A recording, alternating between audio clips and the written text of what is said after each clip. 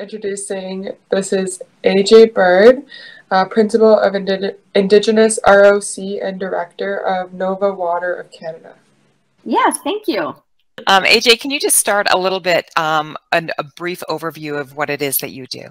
Well, right now, I'm made the transition from basically being in clean tech and now into ROC, which stands for Return on Carbon.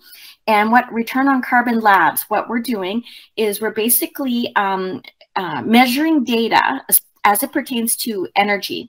And we first focus on people reducing energy usage.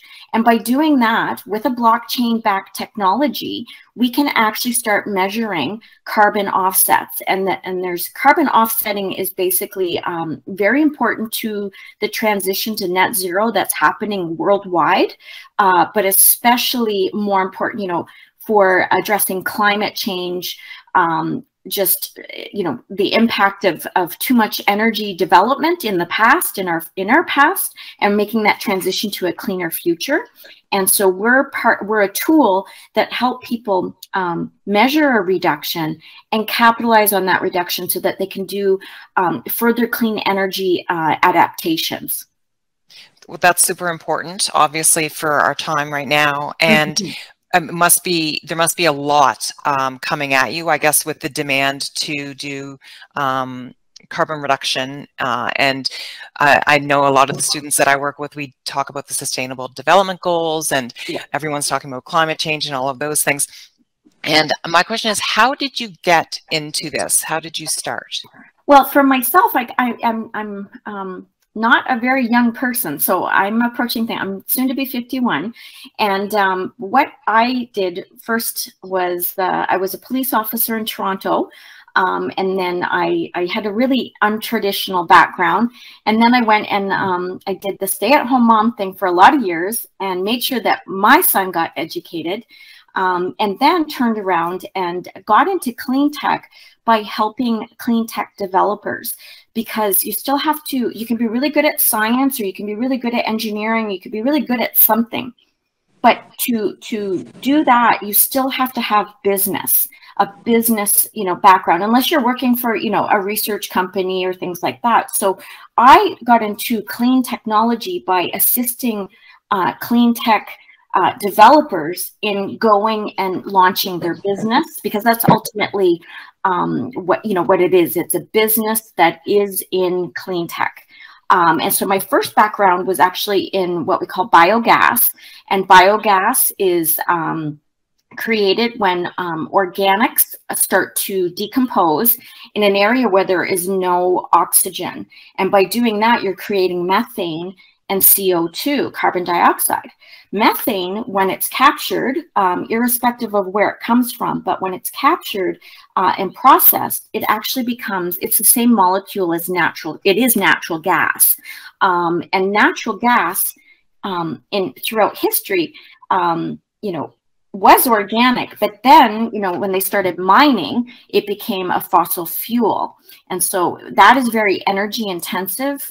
They used to use a lot of clean water, and there's some concerns about instability of the Earth's crust in certain areas and potential for earthquakes. So that was my first background, biogas from landfills. And then I got into anaerobic digesters and wastewater, all the smelly stuff. And from there, also got into clean water technology and how we can reuse our water. And instead of spending millions of dollars doing it, do it in a sustainable fashion, potentially for reuse, but also very low energy requirements, and an ability to harness those organics from the wastewater into energy. And then from there, I met Megan, and Megan is the CEO of Return on Carbon. And Megan and I met through one of her engineers. So this is this important thing of always being networking, and what you folks are doing now, 20 years from now, or 5 years from now, or 1 year from now, all of this group, they're always going to be connected, and you never know how those connections are going to lead to other things. So my background is not in STEM, but I look back and I really regret not having been encouraged to go into STEM. And in my days in school, I think I'm echoing and I'm really sorry. No, I think you're okay. Okay. And in my days in school, and it's really sad to say, but girls were not encouraged to go into sciences. They were encouraged to go into teaching or the arts, or if they were to be in science, they were encouraged to become a nurse, not a doctor. So, you know, this is so exhilarating for me to see is, you know, first of all, younger people excited in STEM, but especially females also to be involved in STEM. That's super. Anna, do you have a question for AJ? Yeah, so I was obviously, like you said, your road to this is a little bit unconventional, but can you tell us like what, like now, if you're going to go into this road, what education you would need?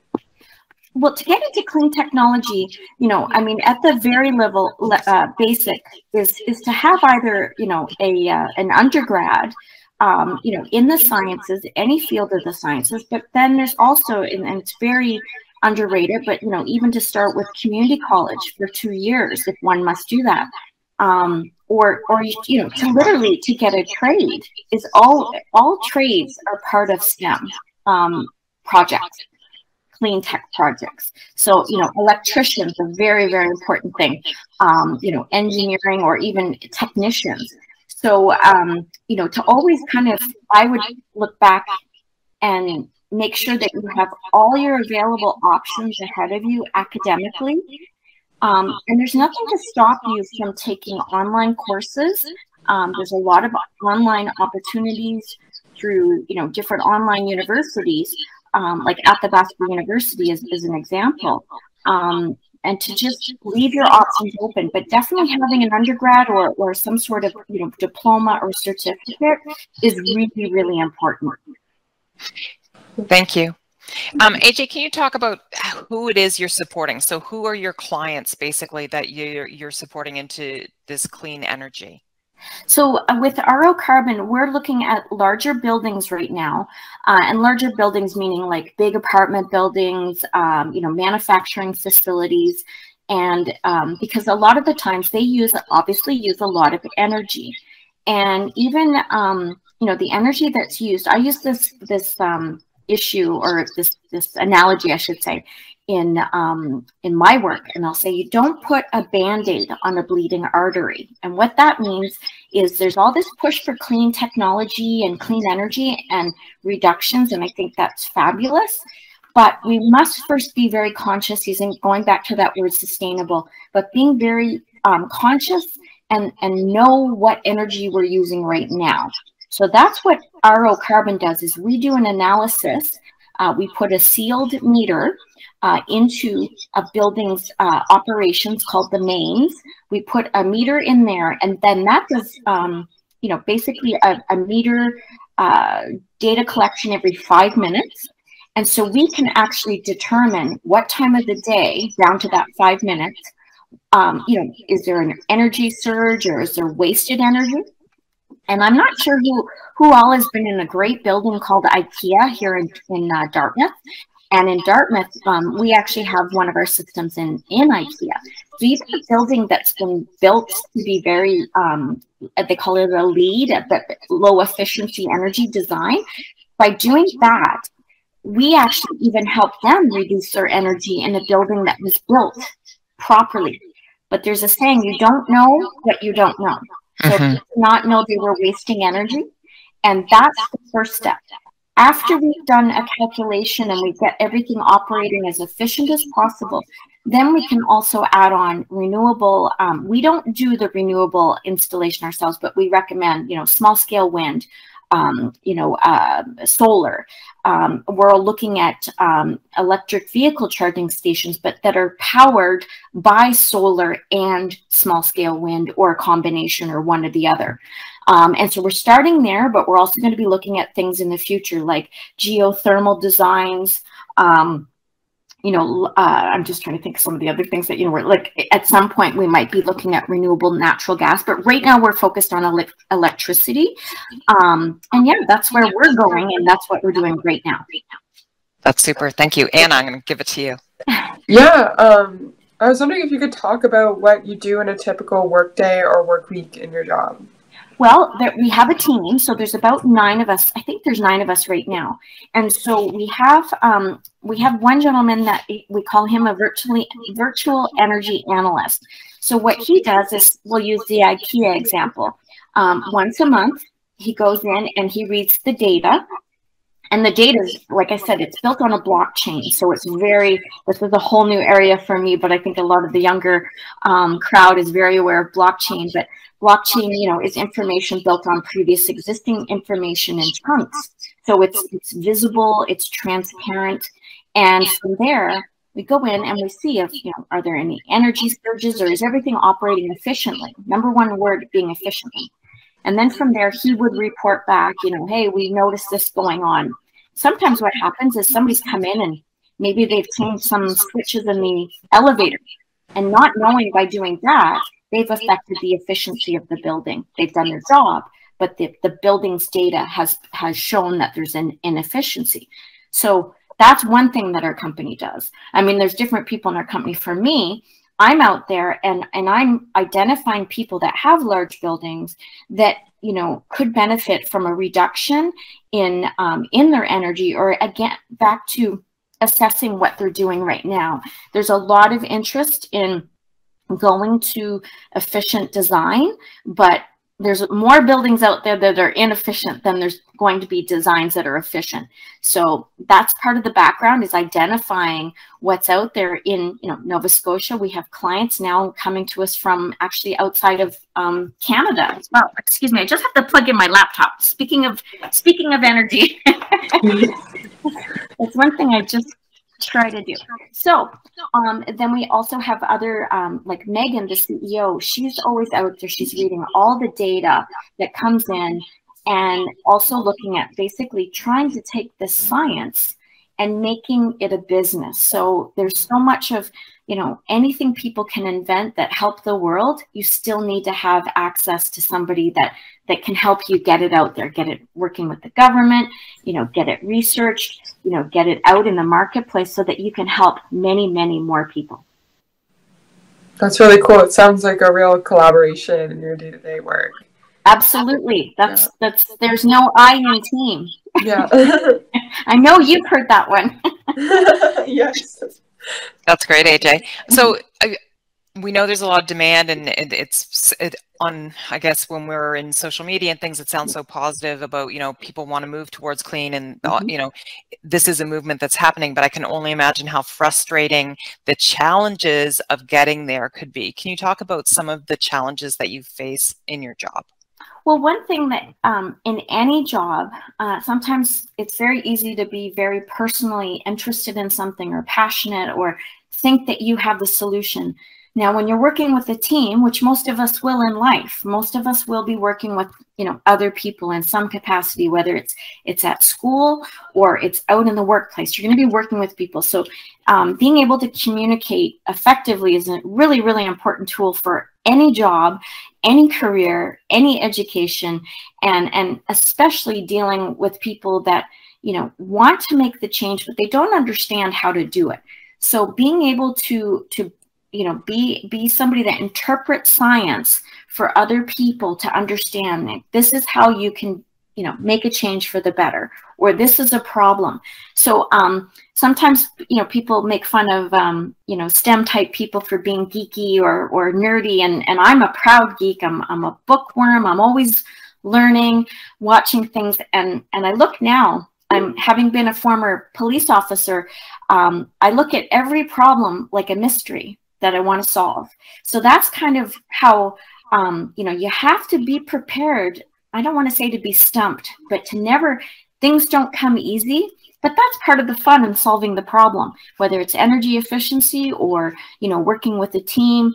You always have to, get out there every day and know that, you might hear no a lot. You might hear people that don't understand what you're saying. So if you think that you have an answer that's useful, then you have to work on making sure that others are aware of it. Maybe you need to do a better job of writing or speaking.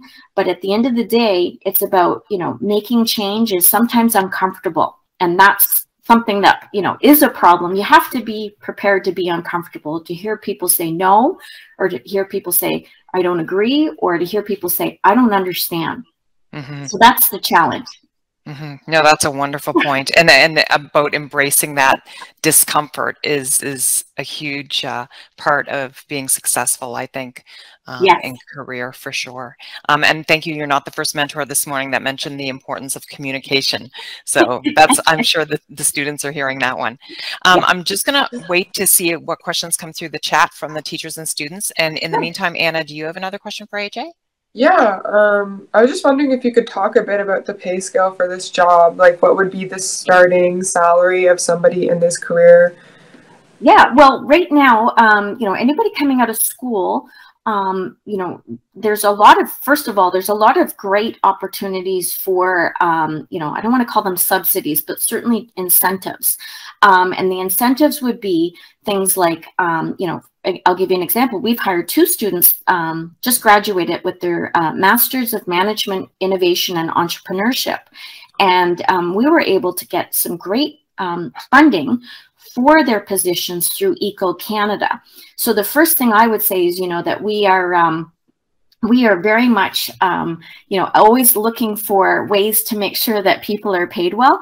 But, you know, quite frankly, when people first start into a career, you know, you might be looking at, you know, $36,000 to $40,000 as a junior employee. But that doesn't necessarily last very long, because, you know, basically a year's worth of experience, you just start getting bumped up. Now for, you know, Megan as the CEO, there's a different pay scale. She does a lot of things, what you kind of call, like, she's the inventor of this and the designer. You know, she's not making a steady paycheck, because what happens in business is a lot of times, you know, you have to make money to get your money. And so she's doing something, you know, basically called sweat equity. Mm-hmm. So when you're younger and getting experience, it's really good to work for somebody else. But if you have something, I mean, I'm not saying that, you know, Facebook is everything. My son always teases me, Mom, Facebook's for older people. But, you know, if you look at the story behind Mark Zuckerberg, or even back in the day when Bill Gates, you know, Bill Gates left Harvard, I believe it was, to start up his company. So there's not always a rule, but, you know, when you first start, you know, the pay is not, you know, hundreds of thousands of dollars, so that's for sure. But certainly, you know, there's a lot of security and a lot of demand. So I see that rising. Thank you. We do have some questions in the chat now.